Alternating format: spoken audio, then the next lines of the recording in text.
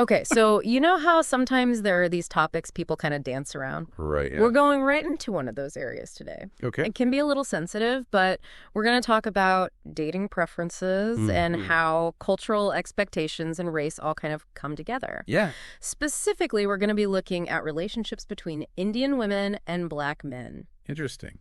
And to get into this, we've been looking at a podcast episode called Love Beyond Borders, a conversation on interracial marriage. Okay. They had a host and two guests, Aisha, who's an Indian woman, and David, an African-American man. Got it. And they talked about their experiences, and our goal today in this deep dive is to really pull out the nuances and the key things that they were discussing. Yeah, sounds good. So where do we even begin? Well, I think a good place to start is marriage in Indian culture. Okay, yeah. Aisha had some interesting points about that. Right, and it's important because it really frames everything else we're going to talk about. Yeah. So she explained that marriage in Indian culture, it isn't simply two people falling in love. Right. And, deciding to spend their lives together. Exactly. More of a Western ideal. Yeah, exactly. More westernized. But it's really embedded in this larger framework of family and traditions and even social standing. Wow. So it's very much seen as a union of families and not just two individuals. So that's a big difference for a lot of people listening to kind of wrap their heads around. Absolutely. And Aisha also mentioned that there's often a strong preference for daughters to marry within their community. Right. What were some of those core reasons that she gave for that? Well, she talked about a few key motivations, and one of the biggest ones was this desire for cultural continuity. Okay. So the idea that marrying within the community would help preserve, shared customs, language. Yeah. And just a way of life that's familiar for future generations. Yeah. And then religious beliefs play a huge role. Of course. For a lot of families. Yeah. So there's this expectation of marrying within the same faith. Mm-hmm.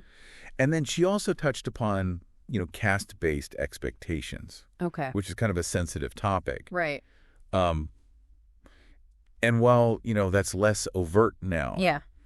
Those social structures that were in place for so long can still influence family preferences. Oh, wow. So it's very layered. It's not just about do we like each other as a couple? Exactly. It's so much bigger than that. This is about family legacy and cultural continuation. Exactly. Wow. And this is where it gets really interesting. Okay. Because then Aisha talked about whether this preference was purely about preserving the culture or if racial bias also played a role. Right. What did she say about that? So she actually believes that it's kind of this mix of both. Really? Yeah. She said that while a genuine desire to maintain their cultural heritage is a strong element, she also acknowledged that racial bias is present. Wow. Which is really important because I think a lot of people are uncomfortable talking about that. Absolutely. But she specifically brought up colorism within Indian society. Oh, right. That preference for lighter skin. Yeah. And how, unfortunately, that bleeds into, negative biases against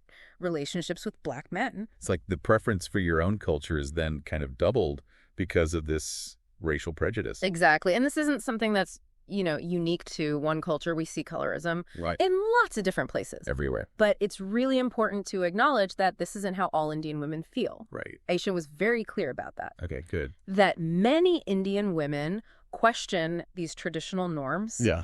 And they are open to relationships regardless of race or skin color. That's good to hear. Yeah, and it's just so important to remember that this isn't a monolithic view. All right. These are individuals, and we're talking about complex issues. Absolutely. But now let's bring in David. Okay. He talked about his own experiences dating Indian women. Yeah. How did that go for him? So he talked about some really specific situations where he encountered these hurdles.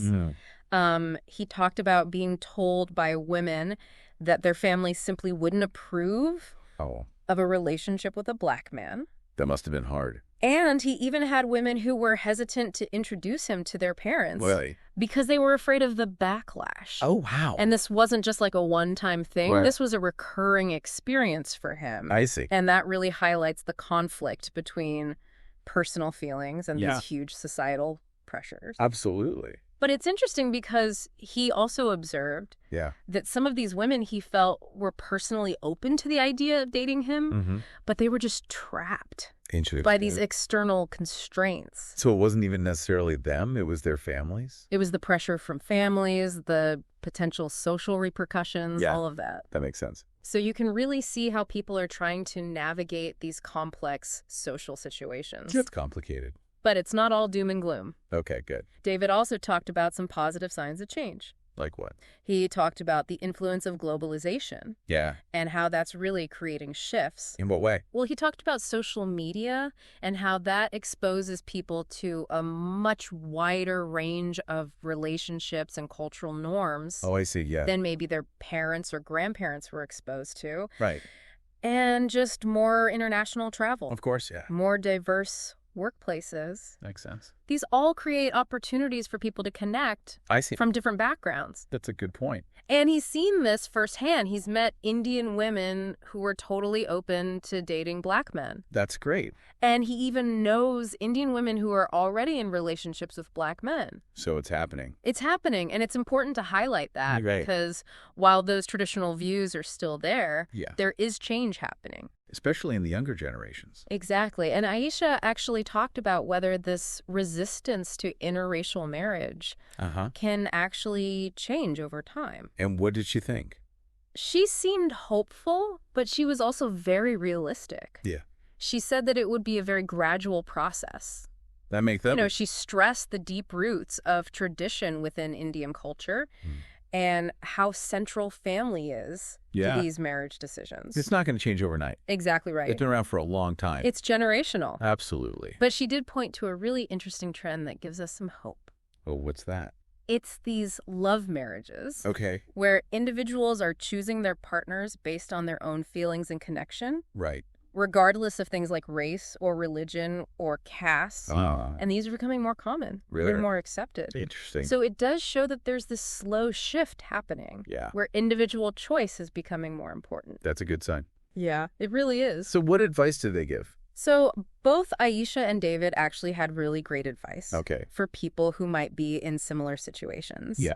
So for black men who are interested in dating Indian women, David really stressed empathy and understanding. Yeah. He said you have to be patient and that any resistance that they face shouldn't be taken personally. All right. Because it could just be a reflection of these deeply held beliefs. And he also said it's important to give the woman space and time to figure out her family dynamics. Yeah. And just approach the whole thing with sensitivity. And respect. Exactly. That's a good point. And Aisha's advice for Indian women who are trying to break through these traditional barriers was to just be confident in your choice. Yeah. It's your life. That's right. It's your happiness. Exactly. Don't let tradition dictate your future. You have to stand up for yourself sometimes. So they both seem to agree that love should not be limited by borders or race or tradition. Oh, yeah. Totally. Love is love. Exactly. So we covered a lot today. Yeah, it sounds like this whole issue is so complex. It is. It's about cultural values and racial bias. Right. And it's so individual. Yeah. There's no one size fits all. Absolutely. And it was great to hear these different perspectives. They really highlighted these challenges, but also hope. Yes, the hope for the future. Things are changing. Yeah, it really makes you think. About what? About how globalization is connecting people. Yeah. And how much emphasis there is on individual autonomy now. How do you think these cultural expectations around marriage are going to change? That's a big question. It is a big question, and there's no easy answer. Not at all. But it's something to think about. Absolutely. Both within specific communities and in society as a whole. For sure. It's definitely something to keep in mind. I think that's a good place to leave it. I agree. Thanks for joining me on this deep dive. It was my pleasure. And to everyone listening. Yeah. Keep those conversations going. Absolutely. Don't be afraid to talk about these things. It's so important. It really is.